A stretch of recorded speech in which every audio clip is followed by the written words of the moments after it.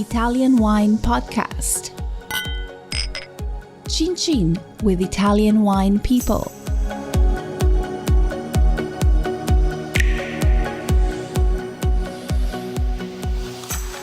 Hello, this is the Italian Wine Podcast. My name is Monty Waldin. My guests today are Benedetta and Valeria Bianchini, otherwise known as the Foodie Sisters. That's right, yeah? Yes, it's true. It is. We are the Foodie Sisters. And you're based in Rome. Yes. And okay, so why are you called the Foodie Sisters? Tell us a little bit about that and your family and how you came to work together in Italian food and wine. Well, my sister and I have been working in tourism and hospitality for many, many years. And as we worked, we decided that we wanted to, it just came natural to specialize in our food passions. And so I became a trained pastry chef. Benedetta became a wine sommelier, olive oil sommelier, and a professional cheese taster. And from there, the next natural step was to open our own company, just focused on food and wine experiences in Italy. And it was supported by our family, by our mom, which she's probably the one who put all the little seeds, in our hearts, because she is such a foodie. She is like the typical mom. She's a typical mom that during breakfast, she asks you, okay, so what do you want for dinner? Yeah, exactly.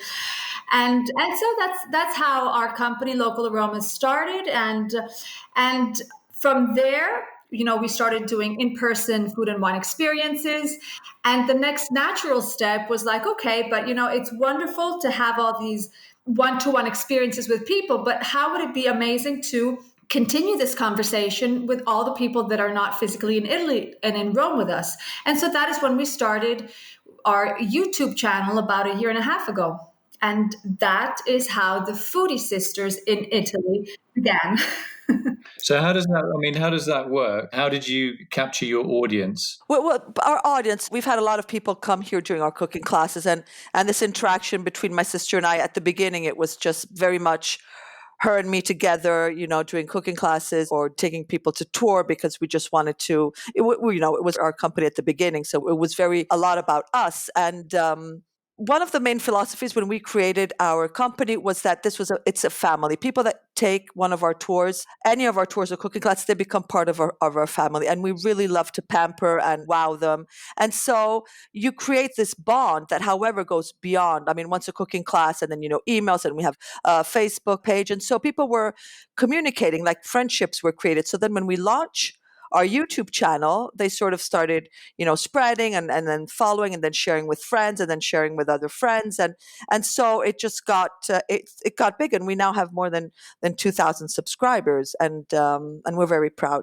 So you cover, your approach to food and wine recognizes that, each Italian region or area has its own flavors and styles and traditions and so on. Can you give us a 30-second history lesson on Italian history and how that relates to food and diversity? Easy question, right?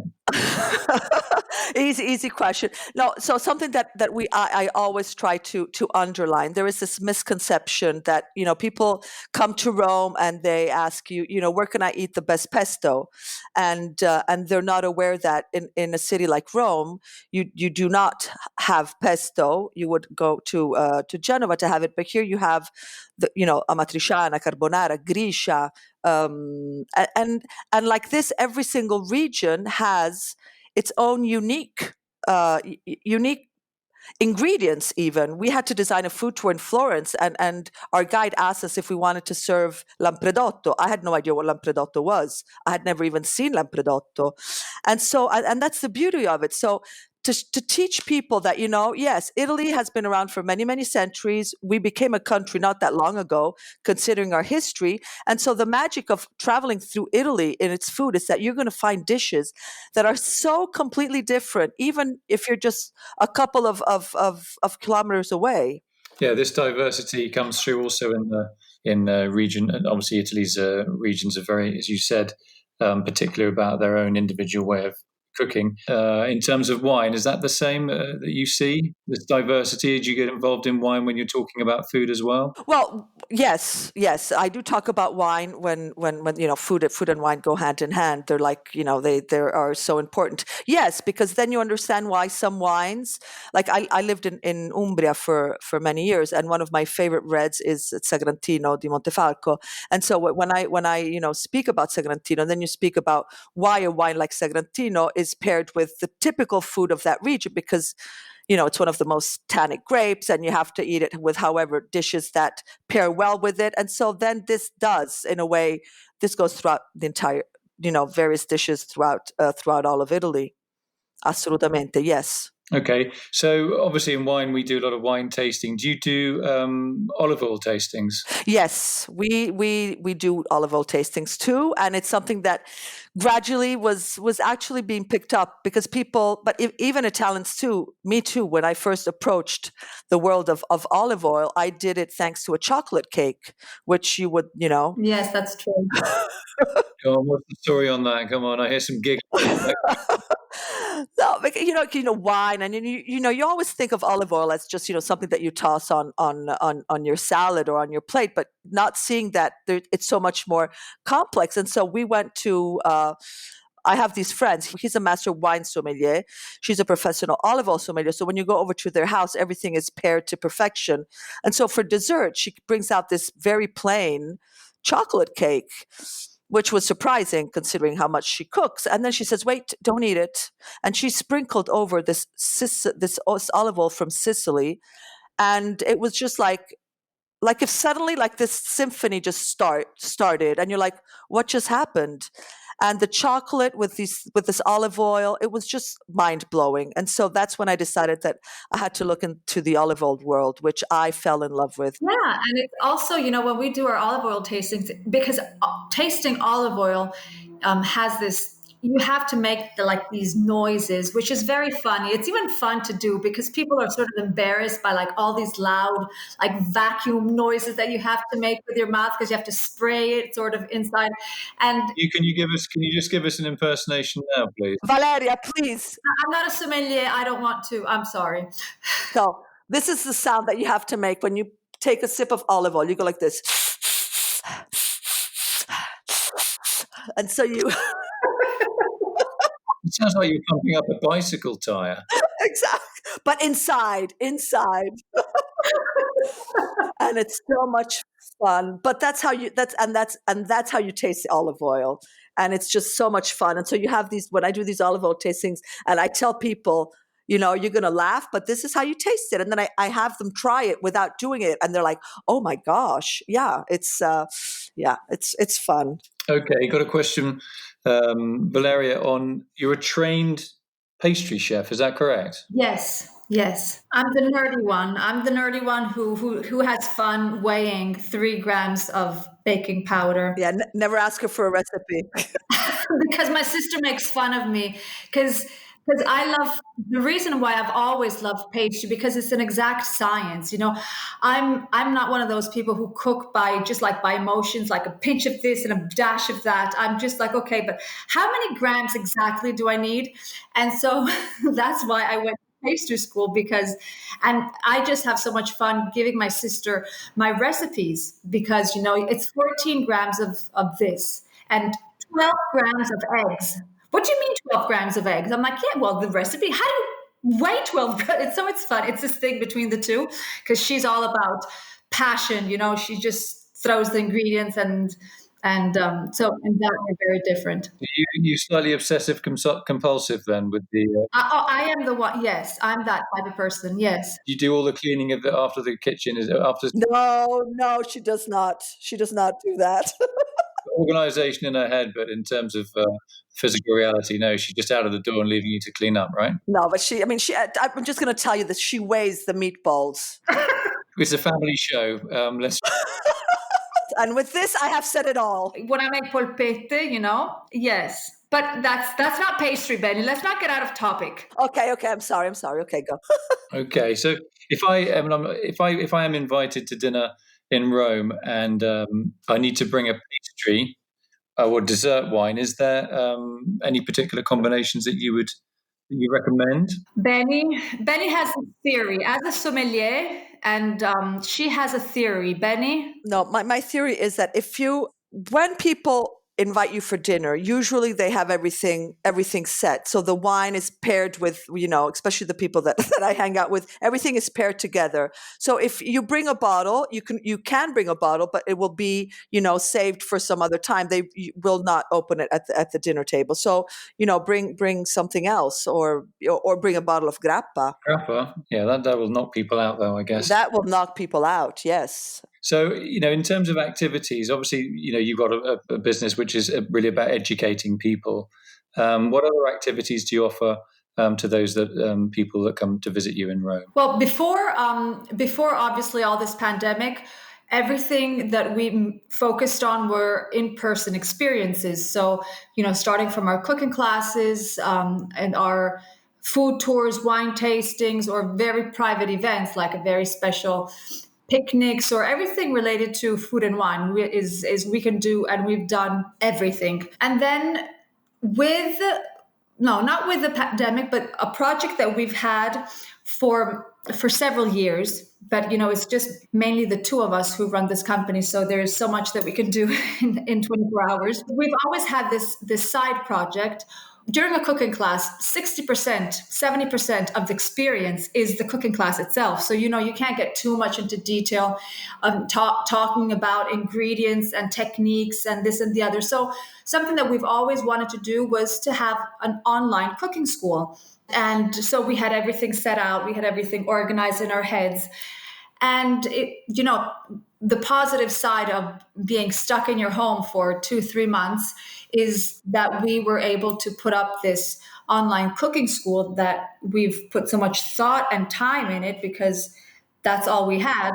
And so it turned out probably to be a lot better than it would have ever been had we, designed it in the middle of our food tours and other organizations. So, I mean, for these the online cooking school, it's not just audio. Would be getting video as well as audio, seeing exactly what you're doing in the kitchen? Well, yeah. I mean, how we designed it's sort of like Netflix. So you go on demand and you choose what you want to make. So, for example, our pasta, our complete guide on pasta, you have the written instructions, and then you have a set of very simple with no sound videos that actually show you exactly what you have to do. So you're making orecchiette. There you actually get to see like really how to make orecchiette or cavatelli. Like it's just videos, a set of instructions, videos, set of instructions, videos with no talking because sometimes people just don't like to listen to people talk. And so it's all without sound. So you can loop it until you practice and practice until you get it right. Yeah. So it's just like step by step. And again, in our online cooking school called Italian Home Cooking Made Simple, because it's not a professional school. What we try to teach and share is traditional Italian home cooking. And so what we do is there is a lot of storytelling also, just like we do with our in-person experiences. We tell you why certain types of gnocchi, like bread gnocchi, are made in certain parts of Italy, or why do they use these ingredients? Why do you have hard wheat flour? Why is hard wheat flour pasta traditional to the southern part of Italy? What are orecchiette? How to, just a little bit of storytelling so that it adds value to the recipes and the dishes that people are preparing. So, I mean, just talking about orecchiette, I mean, how long would it take you to explain that? I mean, just give us a couple of lines, how you would start off. Today I'm going to show you how to make or describe how to make orecchiette. Do you start off with the ingredients and then the way it's done and the cooking time? And yeah, there's a beautiful picture of all the ingredients set out on the table. And then, there is the link that takes you to how you prepare the basic dough. So you have, semola in acqua, and then how you knead it and how much you have to leave it to rest. And then my hands show you how to roll it and then how to cut it. Like you get to see it. They're all like 15 seconds videos. And then I show you, you take the knife, you place it here, you roll it and you pull it. It's just a very short video that shows you exactly the movement that you have to make with the knife, like the angle that you have to put the knife so that the orecchiette turns out well.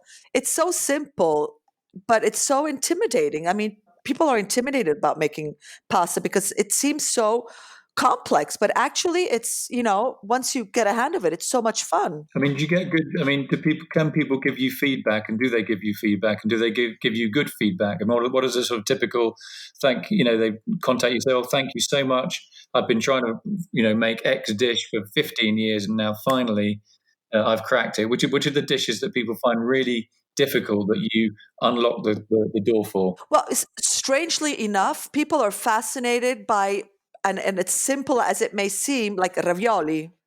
Ravioli, which seems as, something so complicated, or even fettuccine, which is relatively simple. But we have friends from the US or even from Australia that are like, I've been trying to get the dough right. I did not know that you had to put the dough to rest for at least an hour before you used it.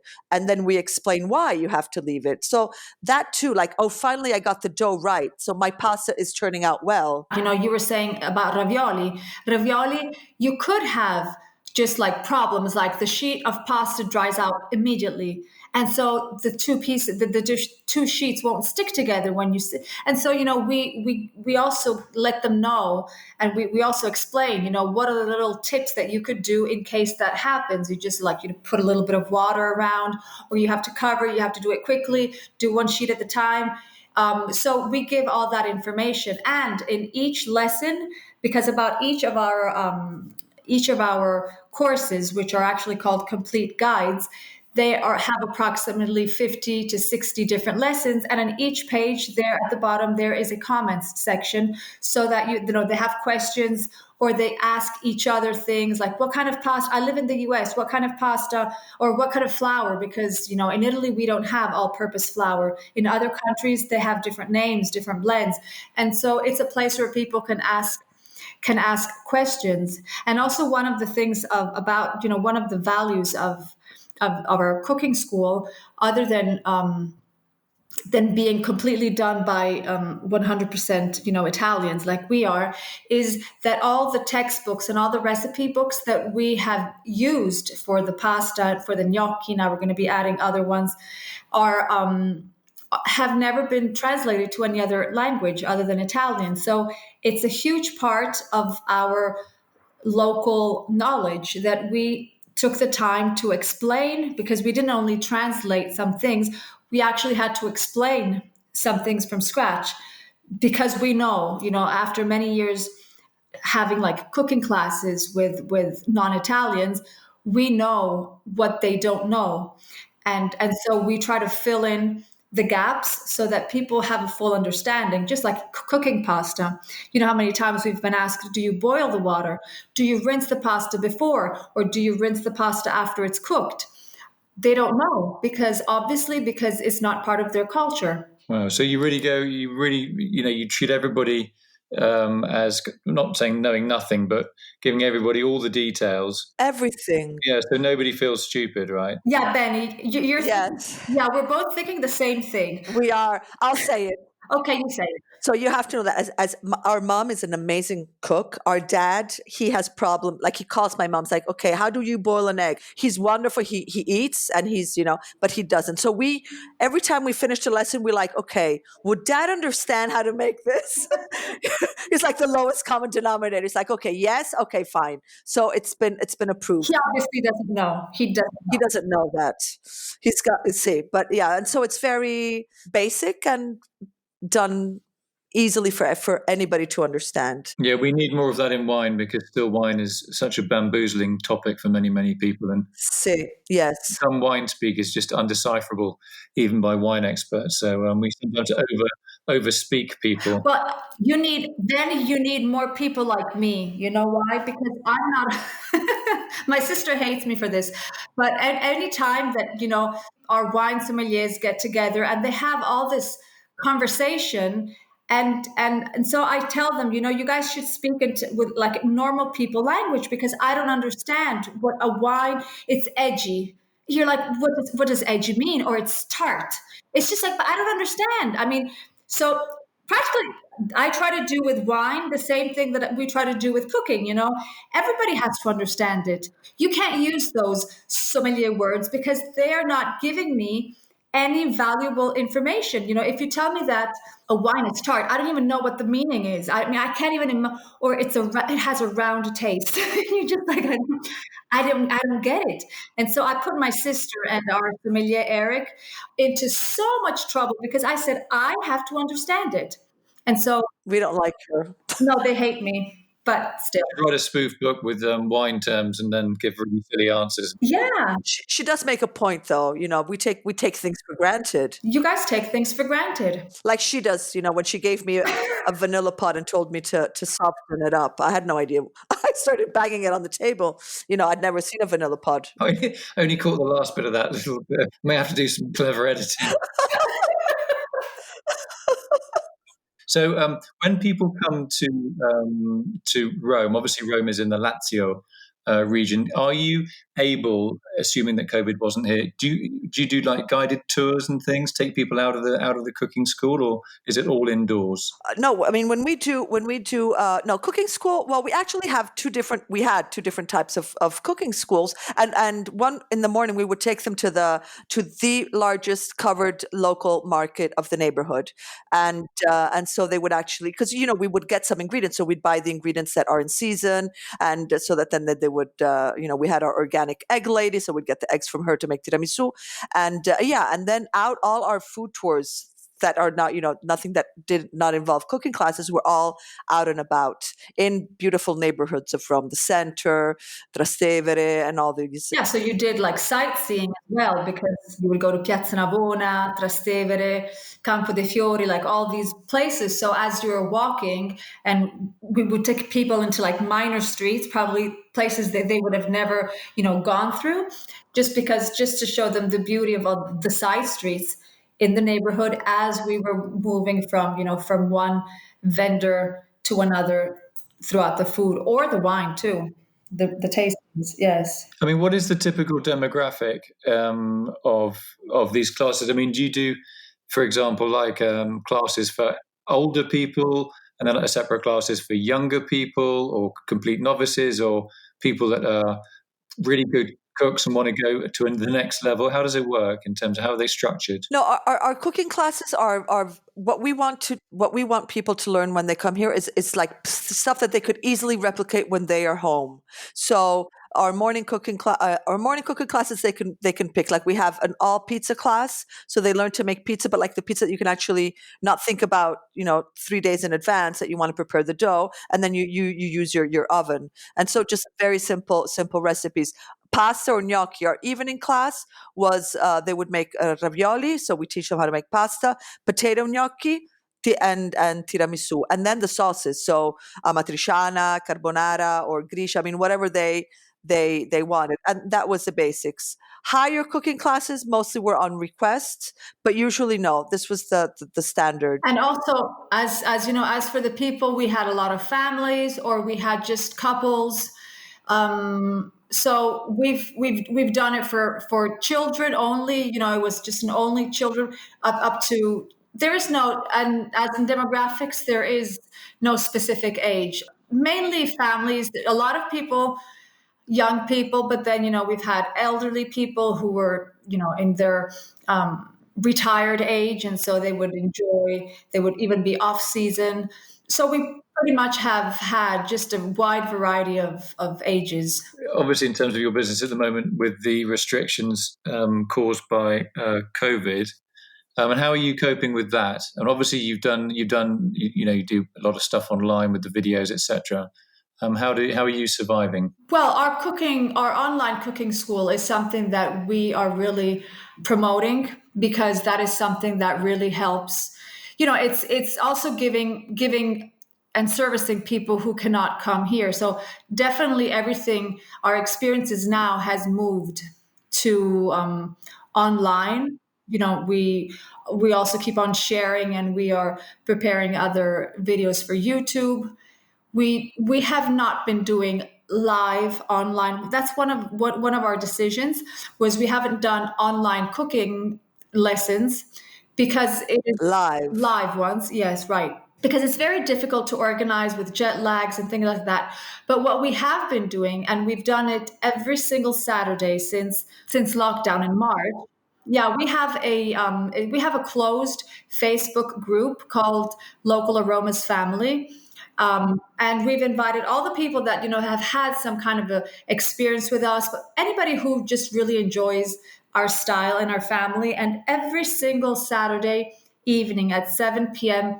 Italian time, we go live. So it's the two of us. It's the Foodie Sisters in Italy and one of our chefs, and who cooks a family recipe, their family recipe live. It's about half an hour live, and it's fun. We get a lot of engagement because people start. It's since we've been doing this since March. People have started, even if some are in Chile, other is in Canada, and they got to know each other. So it's like, oh, hi, you're here, and they start asking all. It's fun, We've made it. We've made a nice community. It's A nice community and a very nice appointment. So on Monday, our chef asks the group what recipe she wants. They want her to prepare, and so they choose it. They vote, and then on Saturday, that's the recipe that she prepares. Perfect. Okay. So listen, if we can make it work later this year, could you try to walk me through an online cooking lesson? That would be wonderful. Yeah. What would you may not have to tell me now, but if you got anything in your head, what would you propose we could cook? Well, Benny's favorite Roman pasta is pasta alla gricia. Okay, what's that? Yeah. It's probably one of the least famous Roman pastas, and it's probably the easiest one to make, which basically is guanciale, which is the pork jowl, and pecorino. And pepper, and that's it. So it's like a carbonara with no egg, or a cacio e pepe with guanciale, or matriciale without tomato. Yeah. Well, my little boy, he'd love that. He loves cashew pepper and all that sort of stuff. So, right, we can maybe get him if this COVID thing goes away. And Yes, absolutely. We can make pasta from scratch, and then we dress it with cacio pepe and guanciale, and you get the grisha, which is delicious. Okay, because his mum, obviously I'm from the UK. His mum is born in Tuscany, but her parents from Puglia. Ah, We've also got the kind of Tuscan cuisine as well to wade through. So it'd be quite nice to get a bit of something from more central Italy around where you guys. wonderful culinary world. Gosh, oh yeah. Trying to keep my weight down here is not easy. Tell us about it. One final question. How come you speak such good English? Well, because so our dad, he used to work for Alitalia. He was the manager of Alitalia, and so when we were I was just 3 years old, and my sister was just a couple of months old because she's the youngest. Yes. Well, Benny, people notice it. Yeah. He was moved to Thailand, and so we lived 6 years in Bangkok. And so when my parents had to put us in kindergarten, they put us in an English speaking kindergarten, and so because they knew that was going to be our life until high school. So we lived 6 years in Thailand, and then we moved to Brussels. We were 2 years in Brussels, and then 6 beautiful years in Caracas. I mean, beautiful years for us. My mom hated it, and yeah, in Venezuela, and then we finished off in Santiago de Chile, in Chile. And so we actually, so then we did an American school for all the 12 years, and actually then when we moved back to Rome to go to university, I personally had to take an Italian course for foreigners because we spoke Italian because our parents forced us to speak Italian at home, but we actually never actually studied Italian grammar, and as you know, Italian grammar could be quite tricky. And so that's why. But between my sister, we speak English, we speak Italian, and then we're also fluent in Spanish because we lived 10 years in South America. Just want to say thanks to you both, Benedetta and Valeria Bianchini, Foodie Sisters in Italy. Thank you. Thank you. You seem like you wear permanent smiles. Just haven't seen you. That's great, because there's a lot of grumpy people around, but it's nice having sort of fun foodie people that know what they're talking about. Don't take it too seriously, but have a very precise and concise way of describing how to improve your culinary skills. So well done, to both of you, and I look forward to my little course actually with you guys. Absolutely, it's going to be fun. We're gonna design it, and then obviously then you're going to have to pair the wine. Okay, I'll do my best. You'll do your best. And you'll have to explain me your choice in a very simple language so that I understand why you chose that wine. Okay. I'm anything but a wine snob. I mean, hopefully. All right, you guys. Benedetta, Valeria, Bianchini, thank you so much, Foodie Sisters. Thank you so much. Grazie. Grazie. Ciao. Ciao. Listen to the Italian Wine Podcast wherever you get your podcasts. We're on SoundCloud, Apple Podcasts, Himalaya FM, and more. Don't forget to subscribe and rate the show. If you enjoy listening, please consider donating through ItalianWinePodcast.com. Any amount helps cover equipment, production, and publication costs. Until next time, chin chin.